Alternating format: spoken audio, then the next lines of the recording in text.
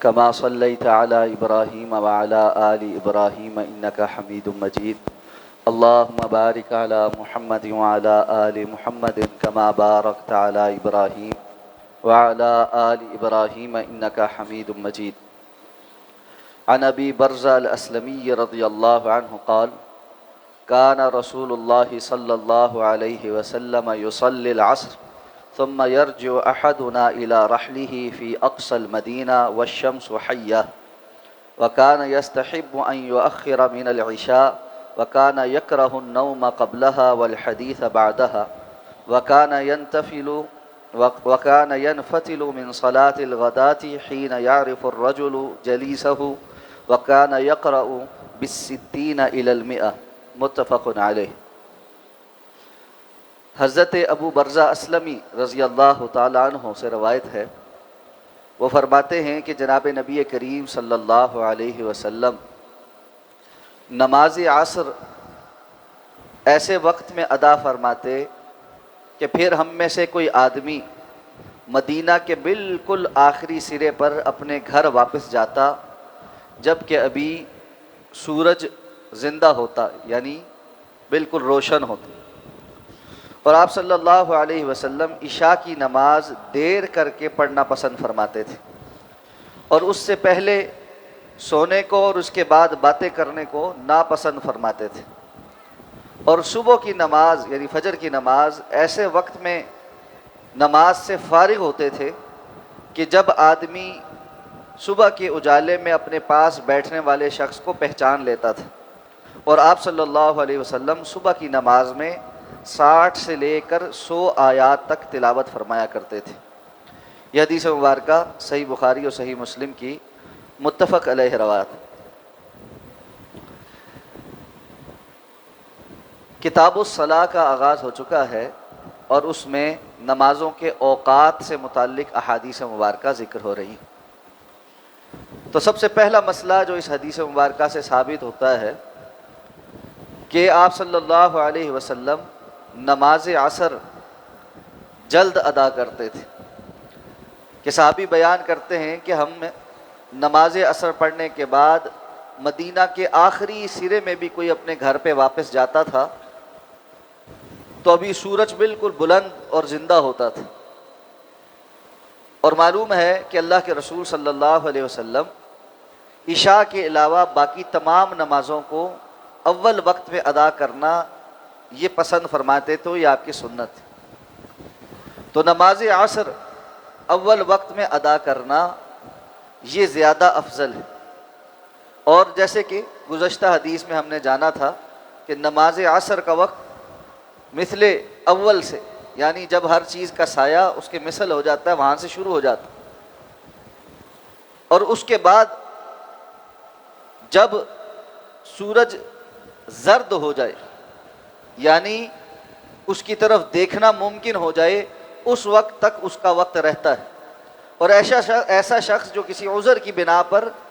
Late ہو گیا اس کے لیے مغرب کی نماز سے پہلے عصر کا وقت ہے، اگر اس نے ایک رکعت بھی پڑھ لی تو اس کو عصر کی نماز مل جائے گی۔ لیکن جو انسان کی عادت ہونی چاہیے یعنی عموم یہ ہے کہ اس کو نماز عصر اول وقت پر پڑھنی چاہیے۔ اسی طرح نماز عشاء میں تاخیر یہ مستحب ہے، آگے حدیث آئے گی کہ آپ صلی اللہ علیہ وسلم نے ایک مرتبہ نماز عشاء بہت مؤخر کر کے پڑھی اور فرمایا کہ مجھے یہ وقت پسند ہے لیکن لوگوں کی آسانی کے لیے تھوڑا جلدی پڑھ لیتا ہوں، وگرنہ آپ صلی اللہ علیہ وسلم کا پسندیدہ عمل یہ تھا کہ نماز عشاء کو لیٹ کر کے اس کے آخری وقت کے قریب پڑھا جائے، لیکن چونکہ اس میں لوگوں پر مشقت ہے کہ پورے دن کا جاگا ہوا آدمی اس کے لیے زیادہ دیر تک جاگے رہنا یہ ممکن نہیں ہوتا، تو آپ صلی اللہ علیہ وسلم قدرے اس کو مؤخر کر کے پڑھتے تھے، یعنی اس کا ٹائم داخل ہونے کے کچھ دیر کے بعد تھوڑا مؤخر کر کے اس کو ادا کرتے۔ اسی طرح آپ صلی اللہ علیہ وسلم سے اس حدیث سے یہ بھی ثابت ہوا کہ نماز عشاء سے پہلے سونا یہ مکروہ ہے، اس لیے کہ اس بات کا احتمال ہے کہ اگر بندہ مغرب کی نماز کے بعد عشاء سے پہلے سو گیا تو پھر اٹھنا مشکل ہو جائے اور عشاء کی نماز فوت ہو جائے، اور اسی طرح نماز عشاء کے بعد غیر ضروری گفتگو کرنا یہ بھی آپ صلی اللہ علیہ وسلم کو پسند نہیں تھا کہ بلا وجہ ہی بندہ جاگتا جا رہا ہے، بس ادھر ادھر کے کام گپے یہ وہ، غیر ضروری طور پہ جاگتے رہنا اور اس کے نتیجے میں پھر فجر کی نماز انسان کی رہ جائے، یہ درست بات نہیں۔ اور اسی طرح آپ صلی اللہ علیہ وسلم فجر کی نماز وہ اس انداز میں پڑھتے تھے، آگے حدیث آئے گی مزید تفصیل میں، کہ غلس ہوتا تھا، یعنی ابتدا میں نماز کے وقت اتنا اندھیرا ہوتا تھا کہ صحابہ کہتے ہیں ہم ایک دوسرے کو پہچان نہیں پاتے تھے، اور معلوم ہے اس وقت ایسے کوئی چراغ وغیرہ نہیں جلایا جاتے تھے، تو فجر کے وقت مکمل اندھیرا ہوتا تھا۔ تو آپ صلی اللہ علیہ وسلم فجر کے وقت داخل ہونے کے بعد جلدی فجر کی نماز شروع کرتے تھے، اور صحابی بیان کرتے ہیں آپ نماز میں 60 سے 100 آیات تلاوت کرتے تھے، 100 ایسی آیات جو اپنی طوالت میں کچھ چھوٹی ہیں، اور 60 وہ آیات جو اپنی طوالت میں کچھ لمبی ہیں، تو عموماً یعنی آپ کی تلاوت ایک جتنی ہوتی تھی، اور 60 سے 100 آیات تلاوت کرنے میں آپ دیکھ لیں کہ کتنا وقت لگتا۔ تو اگر کوئی شخص مناسب رفتار کے ساتھ بھی پڑھے تو ان 2 رکعات کی جو طوالت ہے وہ کم از کم 20 منٹ سے زائد ہے۔ تو فجر کی نماز میں آپ صلی اللہ علیہ وسلم قرآن کی تلاوت زیادہ فرماتے تھے، اور ویسے بھی یہ یعنی باقی چیزوں کے انسان کی فطرت اور طبیعت کے مطابق بھی بڑی مطابقت میں ہے کہ رات کو اب انسان آرام کر چکا ہے، تھکاوٹ بھی نہیں ہے، دن کا آغاز ہے، تو دن کے آغاز میں ہی اللہ کی کتاب کو سننا، اس کی تلاوت ہونا، اس کا دل پر ایک علیحدہ اثر ہوتا ہے۔ اب مسئلہ ہمارا یہ ہے کہ ہمیں سمجھ نہیں آتی کہ تلاوت کیا ہو رہی، اگر سمجھ آئے تو سچ بات یہ ہے کہ بسا اوقات دل کرتا ہے کہ قاری صاحب تلاوت کرتے رہیں اور یہ تلاوت ختم نہ ہو۔ فجر کے وقت کی جو تلاوت ہے اس کا ایک علیحدہ سے دل پر اثر، قرآن میں خود اللہ نے فرمایا اِنَّ قرآن الفجر کان مشہودا، یہ جو فجر کے وقت کا قرآن ہے نا، یہ تو گواہی والا قرآن ہے، یعنی اس وقت اللہ کے فرشتے بھی آ کر گواہ بن جاتے ہیں کہ یہ بندہ جو ہے اللہ کے قرآن کی تلاوت کر رہا۔ تو صبح انسان کا جو آغاز ہے دن کا، اس میں اللہ کے کلام کے ساتھ جڑنا، اس کی تلاوت کرنا اور اس کی تلاوت سننا، اللہ کے رسول صلی اللہ علیہ وسلم کو یہ پسند تھا۔ اور معلوم ہے کہ اللہ کے رسول صلی اللہ علیہ وسلم کی جو تبلیغ کا انداز تھا وہ قرآن نے خود متعین کیا، فذکر بالقرآن من یخاف وعید، اللہ کے رسول آپ اس قرآن کے ذریعے سے نصیحت کیجئے جو شخص اللہ کی اس وعید سے، عذاب سے ڈرنے والا ہے اس کو۔ تو سب سے زیادہ اللہ کے رسول صلی اللہ علیہ وسلم قرآن سنایا کرتے تھے، اور چونکہ عربوں کو براہ راست قرآن سمجھ بھی آتا تھا، تو ہمارے سامنے کتنے صحابہ کے ایمان کے واقعات موجود ہیں کہ انہوں نے آ کر رسول اللہ صلی اللہ علیہ وسلم کی زبان سے بس قرآن سنا اور مسلمان ہو، دل کی دنیا تبدیل ہو گئی۔ تو یہ قرآن اصل ایسی اللہ رب العزت کی کا کلام ہے، معجزہ ہے، جو اپنی ایک علیحدہ سے روحانیت رکھتا ہے۔ آج ہمارے مسائل میں سے ایک یہ بہت بڑا مسئلہ ہے، ہم نے نمازوں کے طریقے بھی اپنے حساب سے کر لیے، اور وہ جو رسول اللہ صلی اللہ علیہ وسلم کی حدیث تھی صلو کما رأیتمونی اصلی، نماز ویسے پڑھو جیسے مجھے پڑھتے ہوئے دیکھتے ہو، ہم دن بدن اپنی مرضی کی نمازیں پڑھ رہے ہیں۔ اور پھر نمازیں بھی تقسیم ہیں، کسی کی نماز حنفی نماز ہے، کسی کی شافعی ہے، کسی کی حنبلی ہے، کسی کی جعفری ہے، کسی کی قادری ہے، اور اب تو پتہ نہیں عجیب عجیب نام ہیں۔ ایک پیچھے یوٹیوب پر ویڈیو کسی نے مجھے بھیجی، کہا جی یہ کون سی نماز ہوتی؟ تو اس میں دیکھا جی دن کے وقت بالکل دن چڑھا ہوا ہے، ایک میدان میں کھڑے ہو کر ایک پیر صاحب نماز پڑھا رہے ہیں، سجدے پہ سجدہ کیے جا رہے ہیں، رکوع پہ رکوع کر رہے ہیں، اور سجدے اور رکوع میں بھی اونچی اونچی کچھ نہ کچھ باتیں پڑھ رہے ہیں، کچھ سمجھ آتی ہے کچھ سمجھ بھی نہیں آتی۔ تو نیچے بہت سارے لوگوں نے کمنٹ کیا ہوا ہے کہ جی کیا کون سی نماز ہے؟ تو اس پیج کا جو ایڈمن ہے اس نے نیچے لکھا ہوا ہے کہ یہ نماز عشق ہے، یہ تم لوگوں کو نہیں سمجھ آئے گی یہ کون سی نماز، پتہ نہیں کون کون سی نمازیں۔ تو بھائی ساری نمازیں موجود ہیں، توجہ نہیں ہے تو وہ محمدی نماز کی طرف نہیں ہے جو اللہ کے رسول پڑھا کرتے تھے۔ تھوڑی سی نماز طویل ہو جائے تو ہمیں فکر لاگ ہو جی پیچھے گاہک رہ گیا، ہمارا دفتر کا کیا بنے گا، ہمارے فلاں کا کیا بنے گا۔ یعنی اس قدر فکریں ہماری زندگی میں لاحق ہیں کہ نماز کے 2 4 5 منٹ زائد تلاوت ہم پر بھاری ہو جاتی، واللہ بھاری ہو جاتی۔ اور وہی لوگ جو سب سے زیادہ اس میں تکلیف محسوس کر رہے ہوتے ہیں، آپ بسا اوقات دیکھتے ہیں کہ مسجد کے باہر سیڑھیوں پہ کھڑے یا کہیں کسی اور جگہ جو ہے نا آپس میں کوئی 2 بندے گپ لگا رہے ہیں اور آدھا گھنٹہ کھڑے باتیں کرنے کے بعد پھر چلے گئے۔ یہ ایمان کی جو ہے نا کمی کی علامتیں، کیونکہ اللہ کے رسول صلی اللہ علیہ وسلم کی حدیث ہے، یہ میں اپنی طرف سے فتویٰ نہیں دے رہا، اللہ کے رسول نے فرمایا مومن کو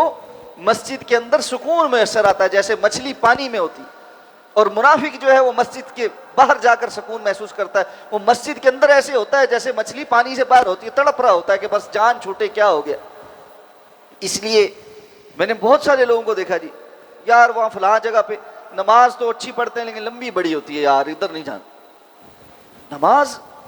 یعنی اب تو ہماری لمبی ہوتی ہی نہیں۔ سچ بات یہ ہے کہ کسی زمانے میں سلف صالحین کے متعلق پتہ چلتا ہے کہ وہ لمبی نماز پڑھا کرتے تھے اور توجہ کے ساتھ پڑھا کرتے تھے، اب تو سچ بات یہ کہ ویسی نماز ہے نہیں، کسی کی بھی نہیں۔ شیخ الحدیث حضرت مولانا عبداللہ غزنوی رحمہ اللہ تعالی رحمتاً واسعہ، ان کے متعلق شیخ اسحاق بھٹی صاحب نے ان کے سوانے میں لکھا ہے کہ انہوں نے نماز پڑھائی، ظہر کی نماز عموماً ان کی جو ہے وہ آدھے گھنٹے کی ہوتی تھی، تو نماز پڑھاتے تھے تو ان کو بالکل پتہ نہیں ہوتا تھا کہ ارد گرد کیا ہو رہا۔ تو ایک مرتبہ مسجد کے صحن میں نماز پڑھا رہے تھے، بارش ہوئی، سلام جب پھیرا تو ارد گرد دیکھا تو زمین گیلی ہے اور کپڑے بھی گیلے ہیں، ایسے کر کے اٹھا کر کپڑے دیکھے اور کہنے لگے، فارسی بولتے تھے، باران شد، بارش ہوئی ہے۔ پھر قسم اٹھا کے کہا کہ عبداللہ کو نہیں پتہ چلا بارش ہوئی۔ ایسی ان کی جو ہے کیفیت ہوتی تھی، استحضار ہوتا تھا، وہ جو درجہ احسان ہے کہ ان تعبد اللہ کأنک ترا، اللہ کی ویسے عبادت کرنا جیسے اللہ کو دیکھ رہے،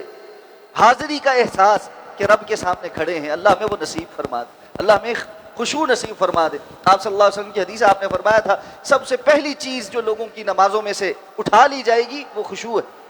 اور یہ بدعمالیوں کی وجہ سے باقاعدہ آپ کے حدیث کے الفاظ سے اٹھا لی جائے گی، لوگوں سے چھین لی جائے گی، اللہ رب العزت لے لیں گے۔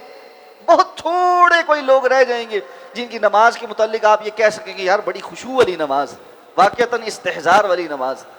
وگرنہ تو بس گھڑی پہ گھڑی ہے، جلدی سے جلدی ہے، اور تھوڑا سا کوئی امام اچھی نماز پڑھائے، لمبی نماز پڑھائے تو پیچھے شکایتیں آنا شروع ہو جاتی ہیں، جو نماز بڑی لمبی پڑھاتے ہیں جی تھوڑی مختصر کروائیں، جی مختصر کروائیں۔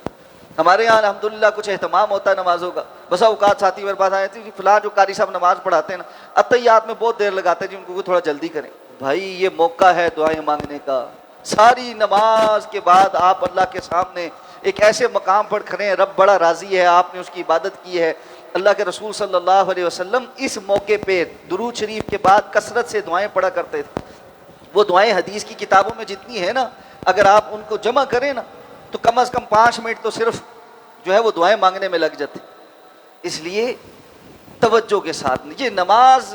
جس بندے کی صحیح ہو جائے اس کا باقی دین کے معاملات بڑے ٹھیک ہو جاتے۔ جس کی توجہ یہاں سے ہٹ جائے نا وہ پھر اللہ کی طرف سے بھی عدم توجہی کا شکار ہوتا۔ ایک چیز گزارش کرنا چاہتا ہوں، اللہ تعالیٰ نے قرآن مجید میں کیا فرمایا؟ نسوا اللہ فنسیہم،